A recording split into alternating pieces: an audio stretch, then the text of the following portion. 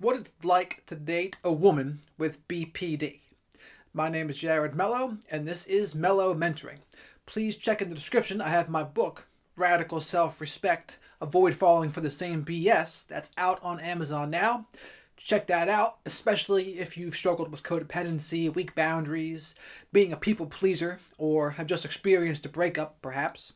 And also, on this channel, we normally talk about relationships, dating, mental health, psychology, supplements, those kinds of things. So if that sounds interesting to you, please do subscribe.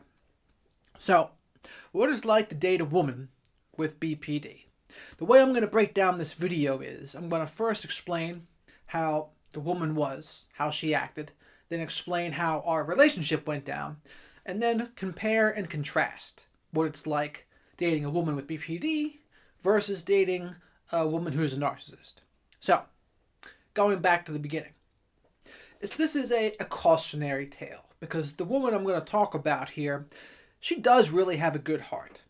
And she just has a lot of pent-up trauma and mental illness that's getting in the way of her life. But if she would eventually maybe choose to go to therapy and stick it out, maybe do some DBT, it could really help her life for the better. But she's got to want to choose that for herself. And we'll explain why that didn't happen too. So, what was this woman like? She was what they would consider a BPD waif/hermit. There's 4 types of BPD: the waif, the hermit, the queen, and the witch. Now, those are all categories of a woman, obviously. But she was also a single mother. The waif/hermit, they're often, they can be very depressed. And this is just her I'm going to talk about now. But they're very depressed, have a lot of anxiety, have suicidal idealizations. The world can be a very harmful place. They act like they're helpless and that they're kind of like victims and life is too hard. And that's the kind of the message that they send. And they often attract a guy who wants to save someone, or someone who struggles with codependency, because they have so many issues that it seems like they need to work on. And then she would also struggle with drinking. She used to struggle with drugs in the past, but she had gotten pregnant and then gotten a kid, so she had stopped that, but she still did drink a lot. But she had single custody of her one toddler who was 2.5 years old. So that was the framework of what she was. She would also self-harm a little bit. She would have night terrors in her sleep because she probably was molested when she was 12 years old, although she's not sure if she was or not. And it's because she would dissociate the experiences. She would separate. And she would dissociate throughout her normal day, too. But once in a while, she would self-harm, and once in a while, she would also threaten suicide. So, with all of that being said, it's like, why was I even dating her to begin with? And it's like, well, I actually, at first, and throughout the whole time, really, I liked how she made me feel. I liked that she kind of needed me. I felt important. I felt like I was protecting her, and I was there for her, so it served a need in me to do this. And at the very beginning there, when I started talking to her again, it's like I'd lost a job, and I was lonely, and I liked the female companionship. And so that was my part in this. But, so how did the relationship go? Firstly, she would idealize me, and she said she was in awe of me because I did this YouTube channel, and I was writing a book, and all the things that I was doing. So, it was like a much more calm love bombing type thing, the idealization phase, nowhere near as severe as what a female narcissist would do. But that was the beginning. She did that, and I would start coming over, and she would text me mostly and invite me over. And then she would act like she had so many problems that eventually, as time went on, I started wanting to solve them for her. And even when I wasn't around her, I was catching myself thinking about her and her problems and what she could possibly do to get better. But anytime I would come up with an idea for her, she would tell me a reason why it wouldn't work. Now, she was a single mother, so childcare was an issue. And she was very afraid that anyone she would let watch her kid would be a molester. And albeit that's a rational fear to have, she took it to the extreme and allowed it to hamstring her into doing anything. So she would talk about needing help, she'd talk about all of the issues, but then she would refuse to do anything different. And then she also wouldn't go to therapy because money was an issue too. So perhaps if money wasn't an issue for her, she would, but that remains unseen right now. But so she had a lot of chaos in her life. There was a lot of drama. and we would go and hang out. And then the fact that she's a single mother, that also adds a different flavor to the whole thing too, because a lot of BPD mothers, depending on what kind they are, they act in similar ways. And so I said she was a waif / hermit, and basically she would parentify her toddler son, which is basically a role reversal. They use their children as emotional support because life is too tough for them, so they need that emotional support that they should be getting from another adult. They try to get it from their child. And then BPD women, and BPD people in particular, they are all about the fear of abandonment. There's real abandonment, and then there's perceived abandonment. And regardless of whether it's real or just perceived, they'll act in the same ways. So when a BPD mother has the fear of abandonment, and she has a kid that's an infant that turns into a toddler, as the toddler and the infant gets older, just the fact that he's growing up is like a fear of abandonment to her can be struck because she's growing up. She thinks that the more dependent her son is on her, the better their relationship is. And that's not really a good way to be. Like, she would oscillate between loving her child very much and being loving and soothing, and then on the drop of a dime, she could also get annoyed and yell at him for a trite offense.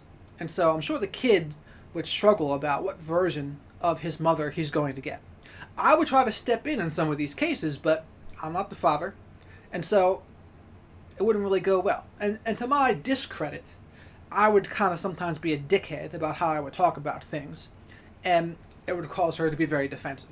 But I knew like a good father, if he had a father in his life, which he really didn't, would be trying to help him be more independent, would try to help push him along, teach him how to do things. And like, she wouldn't do that for him. She would ask, he would come over and tell me like he needs to go to the bathroom, and then we'd run to his mother, "Hey mom, when you go to the bathroom?" And then she wouldn't do it. She wouldn't help potty train him properly. And why? Because it was triggering in her the fear of abandonment that her son was actually growing up. And like they say, a kid's ready to be potty trained when he'll hide in a corner to go to the bathroom and tell people he needs to go to the bathroom. He was telling all the signs. But when I asked her about it, "Why aren't you going to the bathroom with him?" It just takes 20 minutes. I don't feel like it. So she was sabotaging his growth in a way. And we would fight about that too. But so we would go back and forth, and I'd like being like the rescuer of her, because it was like two different relationships, her and me. It was me and when it was just me and her, and then there was the relationship we had when it was me, her, and her son.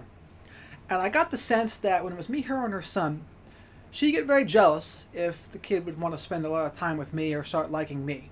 It was like I was taking him away from her.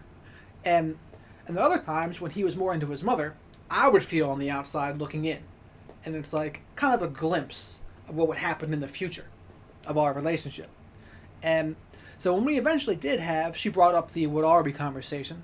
I told her, I can't really rely on you, like emotionally. I don't know where you're going to be. I don't know if you'll be drinking too much or going on suicidal idealizations or self-harming or whatever it is. Like, I can't like trust you, rely on you. And she accepted that, and we still like hung out and continued to hang out. But as time went on, I did grow some affection for her. I did grow some love for her, but in the beginning, I was very guarded. I was very guarded for quite some time because I remembered the experience with the female covert narcissist and how terrible that was. So I was really guarded this whole time, and it didn't really start to go poorly. Like, she would go through the phases of idealization, devaluing, discard. Several times, really. We did the whole routine. It wasn't until the last one that it actually kind of affected me more, too.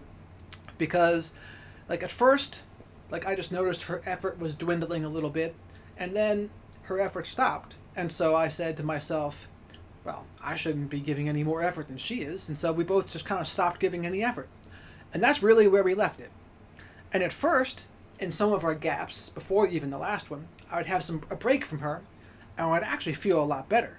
Because her life was full of like a darkness and a chaos and problems. But they were problems that only she could solve. And she refused to do anything differently to solve them.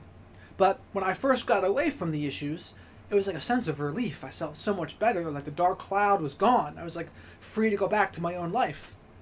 But then after a week and a half of that, I realized that I was actually kind of addicted to trying to solve the problems. I was addicted to the dark cloud and thinking so much about her and her son. And then I felt a void. I felt an emptiness inside of me that I was like, yeah, I actually do miss her. I actually miss the whole chaos and the everything that was going on, because like I said, she's not a bad person.